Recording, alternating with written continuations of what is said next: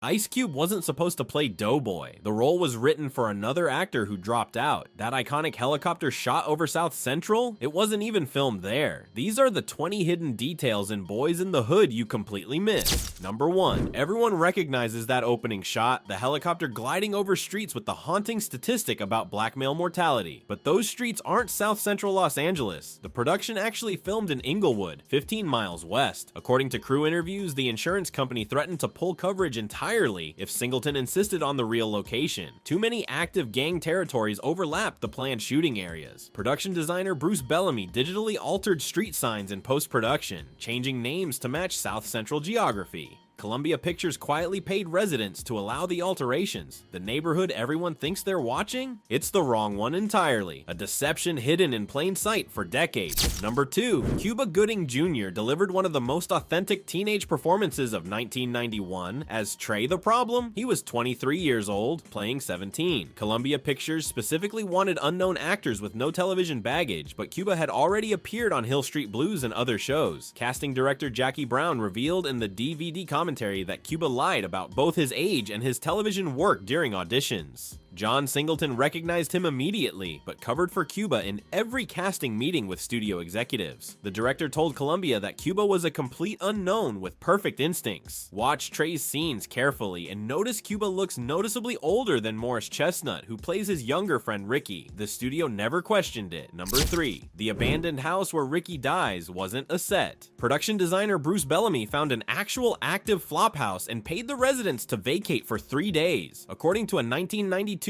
LA Times interview with Bellamy, the crew arrived to find paraphernalia scattered throughout: needles, burnt spoons, makeshift beds. Bellamy kept some items as props because the studio would never approve purchasing that material through normal channels. Columbia's legal team was never informed about the location's real history. Look at the background details when Doughboy and his crew enter. Stained mattresses, graffitied walls, broken windows. Those weren't art department creations. The authenticity everyone praised? It came from a location Columbia would have immediately shut down if they'd known the truth. Number 4. Laurence Fishburne commanded the screen as Furious Styles, Trey's principled father. But Fishburne had just finished Apocalypse Now Redux and was commanding million-dollar offers from major studios. According to his agent's interviews, Fishburne took a 90% pay cut to work with Singleton, dropping from his usual rate to roughly $100,000. His condition? Script approval. Fishburne personally rewrote several of Furious's speeches about black economics and community responsibility. Singleton granted every request. In the DVD commentary, Singleton admits Larry knew more about the politics than he did at that point. Watch Furious's speeches closely and notice the cadence shifts between scenes.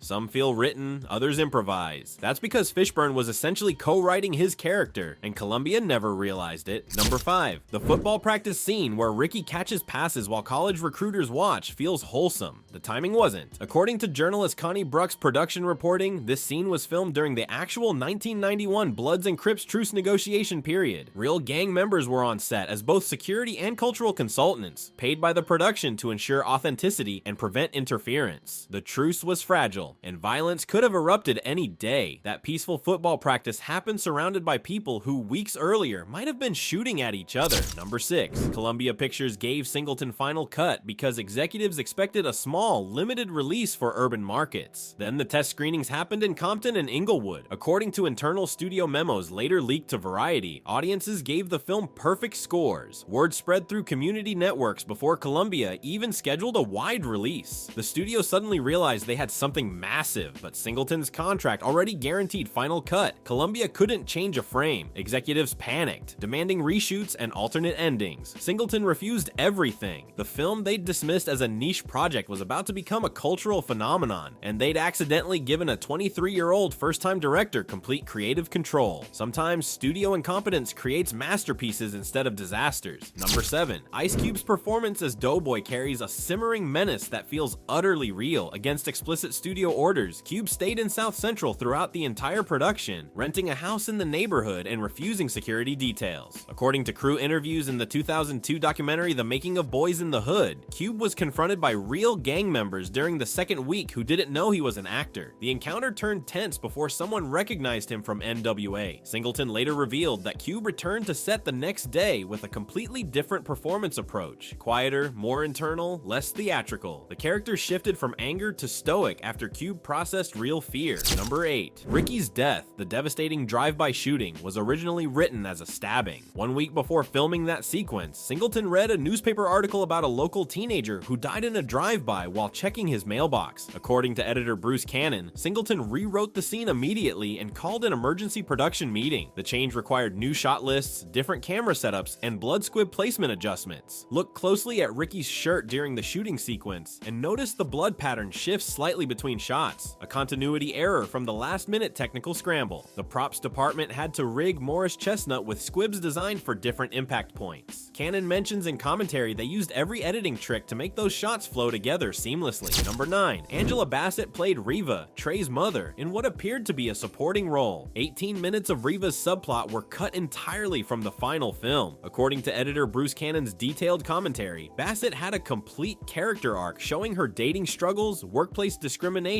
and the exhausting reality of single motherhood. Columbia executives deemed it too complex for the main narrative, wanting the focus on the boys. Singleton fought the cuts but ultimately lost. The footage still exists in Columbia's vault. In a 2005 interview, Bassett mentioned filming almost 20 scenes but appearing in only 6 in the final cut. Watch her limited screen time carefully and notice fragments of a much larger performance underneath every line delivery. Number 10. The SAT score scene, where Ricky's mother discovers he scored high enough for a scholarship, carries devastating weight because it uses real documents. According to production designer Bruce Bellamy's interviews, Singleton brought in the actual SAT score sheet from a high school friend who'd passed before college. The friend's mother gave Singleton permission to use the documents in the film. The props department photocopied the real test results, changing only the name. When you see that score of 710 on screen, you're looking at a deceased teenager's actual test performance. Singleton never publicly identified the friend, protecting the family's privacy. Cinematographer Charles Mills mentioned there wasn't a dry eye on set that day during filming. Number 11. The funeral scene features hundreds of extras dressed in black, grieving Ricky's death. Half of them weren't acting. According to assistant director Bruce Moriarty's production notes, a real community funeral for a young shooting victim occurred in the neighborhood the same week. Singleton learned about it and completely restructured the shooting schedule to capture authentic mourning. He invited actual mourners to participate, offering payment but not requiring performance. Look closely at the extras' faces. Some are formally composed. Those are actors. Others show raw, unfiltered grief. Those are real mourners processing actual loss. The costume department noted several people arrived in their own funeral clothes, not wardrobe. The production deliberately blurred the line between fiction and documentary reality throughout filming. Number 12. John Singleton made history as the youngest director ever nominated for an Academy Award at 23. What the Academy didn't know, Singleton lied to Columbia Pictures about completing film school. He was still 1 semester short of his USC degree when production began. According to USC records and later interviews with professors, Singleton finished his final semester during post-production, sneaking to campus between editing sessions. He attended classes in the morning, edited footage in the afternoon, and somehow maintained both schedules without either institution knowing. Columbia believed they'd hired a USC film school graduate. USC believed Singleton had left for a professional opportunity. Neither checked. Singleton finally received his degree in 1992, months after the Emmy nomination, making the youngest nominated director technically still a film student. Number 13. That LAPD helicopter hovering in multiple scenes, which became part of the film's oppressive visual language, wasn't supposed to be there. According to cinematographer Charles Mills' extensive commentary, the helicopter was actual police surveillance. The LAPD was monitoring the production because of the gang consultant presence and the South Central location.